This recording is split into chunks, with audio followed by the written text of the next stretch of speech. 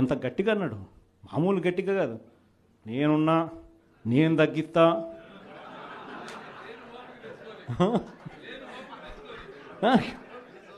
మాటలన్నీ కూడా మామూలు మాటలు కాదు.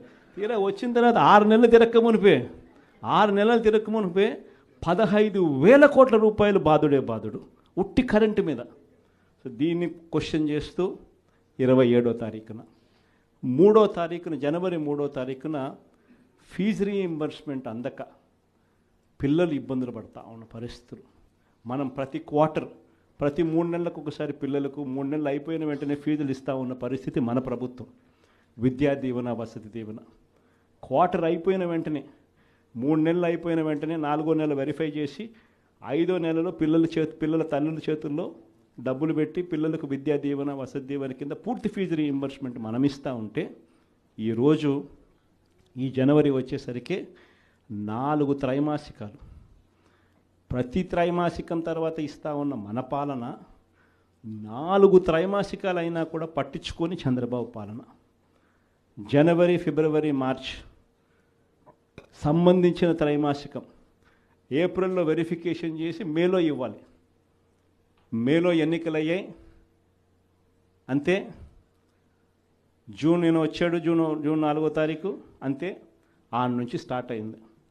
జనవరి, ఫిబ్రవరి, మార్చ్ పోయింది, ఏప్రిల్, మే, జూన్ పోయింది, జూలై, ఆగస్ట్, సెప్టెంబర్ పోయింది, అక్టోబర్, నవంబర్, డిసెంబర్ 4 త్రైమాసికాలకు సంబంధించి విద్యా దీవెన పూర్తిగా ఎగరగొట్టాడు. వసతి దీవెన కింద ప్రతి ఏప్రిల్లో మనం ఖచ్చితంగా క్రమం తప్పకుండా పిల్లలకు బోర్డింగ్ అండ్ లాడ్జింగ్ ఖర్చుల కోసం ఇస్తూ ఉంటుంది. ఈరోజు చంద్రబాబు నాయుడు ప్రభుత్వం ఆగస్టులో ముంబై నటి, నా పేరేం పేరు, కాదాంబరి అన్నాడు.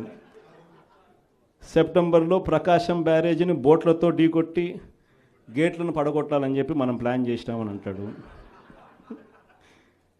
అక్టోబర్లో సరే ఇంకా ఎట్టాగ మీరు అంతా చూశారు, నా కుటుంబాన్ని తీసుకొచ్చినాడు.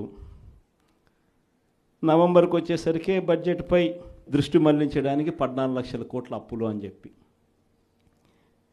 డిసెంబర్లోకి వచ్చేసరికి ఇప్పుడు కొత్తగా మీరు అంతా మనం చూస్తూ ఉన్నాం, రేషన్ బియ్యం అంటానండి. ఇప్పుడు కొత్తగా కనిపిస్తూ ఉందా రేషన్ బియ్యం అని చెప్పి. ఇప్పుడు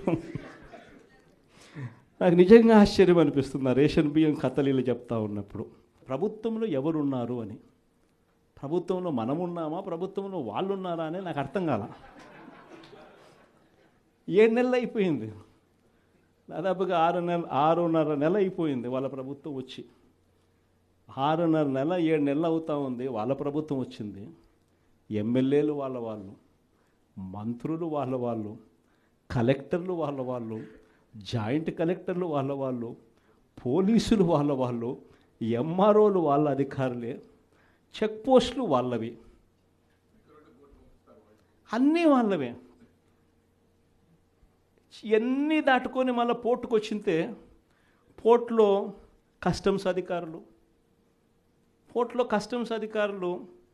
పోర్టులో సిఐఎస్ఎఫ్ పోలీసులు, ఇవన్నీ కూడా వీళ్ళు పొత్తులో ఉన్న కేంద్ర ప్రభుత్వం మనుషులు. మరి ఇవన్నీ దాటుకొని ఏదైనా మెటీరియల్ బోటులోకి పోగలుగుతుందా? ఆశ్చర్యం ఏమిటంటే ఈయన పోయిన